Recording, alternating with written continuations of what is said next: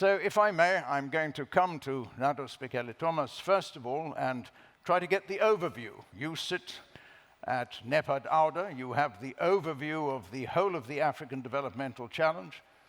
Nardos, tell us what you're doing.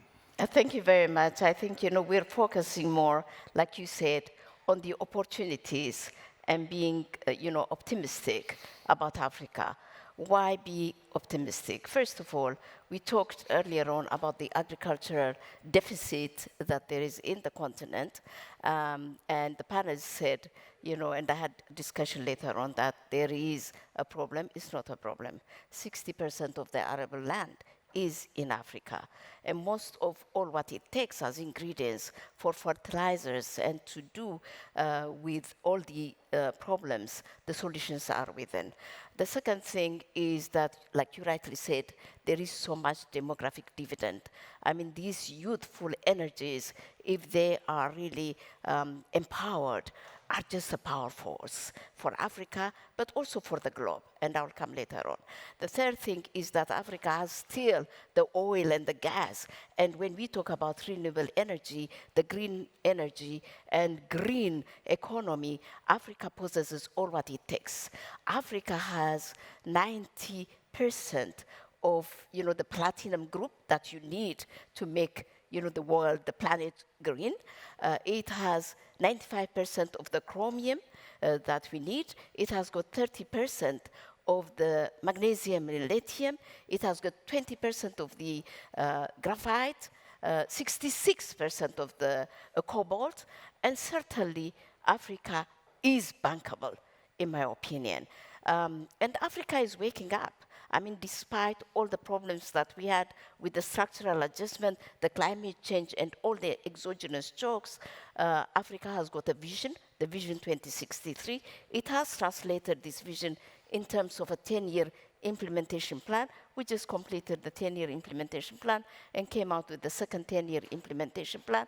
The second 10-year implementation plan took into account the deficiencies of the first 10-year implementation plan, including the costing of it, including really planning for the inevitable shocks, that is foresight planning, scenario building, and therefore it's a complete one. Yes, ambitious, truly ambitious, and it should be ambitious, but attainable. And in that, we have got many programs, but the foundational programs, like the infrastructure. Infrastructure, we've been talking about it. Yes, you're tired of hearing about PIDA. PIDA PAP 1 had attained, to some extent, some progress, but it was falling short. But the PIDA PAP 2, the second action plan, takes into account the deficiencies of that and addresses it by making sure that we have got the experts pool, by making sure that there is a service delivery mechanism, and making sure that the private sector participation is real and the conducive environment is built. And therefore, in the PAP 1, if you see the progress that was made, it was made by public expenditure. Member states invested in infrastructure. And that's why, for sure, the debt has risen up, to some part, right? And therefore, this second phase, which has got 67 projects comprising of, roads, rails, air, and ports, is really a compilation of many projects together, including the digital infrastructure, which takes into account the broadband connectivity, the data centers that we require badly, and also the cybersecurity aspect of it. Then in that, I would add the energy, because you mentioned the energy. The energy, we have really come out with the comprehensive power master plan. The comprehensive power master plan anticipates the energy capacity that we require to transform Africa, to implement the 10-year implementation plan, which would be 1,200 gigawatts. And right now, we have got only 237 gigawatts coming from two sources, which is the hydro, and also the hydro, and of course, the coal. Now, in the difference, the new renewable energy would be coming into play. And therefore, 67 to 75% would be opportunity for all of the investors to come and invest in Africa. This comprehensive plan takes into account not only the generation aspect of it, but also the transmission and distribution. And when we talk about transmission, before we were thinking of the government coming into the transmission and distribution, today we have opened up. We're coming out with bankable projects so that private sector from all over the world could come and participate. Participate in Africa's power generation, transmission and distribution, so that we can have the power pools at regional levels developed, and that's part of the capacity building that we are doing, the 5 regional power pools, and having a trading a market for electricity at the regional level, but also these 5 power pools combining into one single electricity market, which will not only provide power to Africa, but power the rest of the world also, whoever would be in the market and interested in the market. But we would have surplus in terms of power. Coming to the CADEP, yes, we've been talking about that, but the CADEP is also, there are many aspects of it. The Malabo has been reviewed, just now, and there are new ways, techniques, using the innovation, the technology that is there in the world on how to augment production, but also augment productivity, and also manage the losses and leakages, be it post-harvest losses, but also losses from wastages that we've been talking about. Of course, the water resource management is another aspect of it.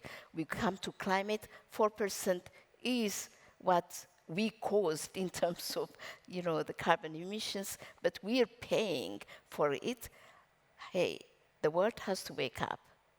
The world has to wake up because we need to help Africa to build its capacity to adapt, but also to mitigate. We have been promising a lot, but we have not fulfilled the promises. And unfulfilled promises have got consequences, not only for Africa, but for the entire world. And, I urge everybody to come and help us with the adaptation mechanisms, but also mitigation. In addition to that, what I would like to say is that truly, Africa is awake. We are ready. We have got our plan. We have got our dashboards in the different nations. Therefore, nations respond to this adapted and aligned plan that we have. We have been having discussions with the UN, and we have told the UN, and UN has agreed that there will be 2 agendas, one global and one continental, but we will have just one plan, which is the implementation plan, designed in collaboration with the UN. And therefore, we are coordinating our activities. The regional economic communities have got, these eminent personalities that are there, they would work, but, so that we do not have fragmented, approach to this development, we have come out with what we call the Africa team. The regional economic communities joining hands with African Union Development Agency and also the African Free Trade area. I would talk about that, and also the African Medicine Agency, which we are created, including the CDC, the Communicable Disease Office that we have for health. We're working together. On health, we are harmonizing all our regulatory frameworks because we're going into domestic local production of some of the essential medicines. We have identified 25 and 26 medicines that need to be produced within Africa, the vaccines that need to be produced within Africa. And in order to do that, there is a need for harmonization and regularization. In this also, we are inviting private sector to take part so that we can have a public-private partnership to develop the health sector. It's not normal that Africa produces only 5% of its medicines, and 95% is. And you saw the vaccine inequity and the harm that it has brought. And therefore, in health sector also, the infrastructure needs to be built, and we're inviting you to come and join us. In addition to that, industrialization is very important. We can have the African Free Trade Zone area, but without any production, without any productivity, without our manufacturing industries, without building the value chains, the supply chains, without making sure that there is forward and backward linkages, we cannot realize the AFCFTA. And therefore, we're working closely with AFCFTA, coming out with an impact assessment. What would be the impact of AFCFTA on individual countries? Where are the growth centers? Where are the chains? And trying to build the chains, but also focus around alternative strategies for those countries that depend on tariffs. And therefore, these are all package programs, one touches on the other. Finally, on youth. For us, youth is the major asset. You've seen, innovation coming up. You've seen entrepreneurs coming up, startups all over the place. It's hope. You see the young ones, they are just the hope of Africa, and we need to invest in them.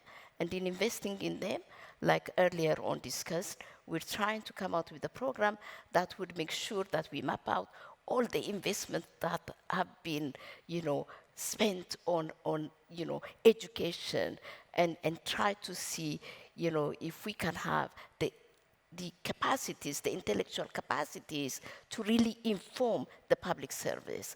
And having a program that would capture all these, integrate them in the public service would make such a difference, because they would be the young ones that would plan for their future, and not us, the old ones. The second thing is really coming out with innovation hubs. There are so many hubs in the name of Africa, many hubs that are not functional. Mapping them out, setting standards, for these hubs, and making them to be useful to the socio-economic transformation of the continent is critical and very important. And we have embarked in doing that. Join us. The third one is the startups. There are many startups, but we need institutions that support them. The Intellectual Property Rights Office is very critical. The Bureau of Standards is very critical. The Export Promotion Centers, the research institutions, all coming and working as one would bear results for Africa.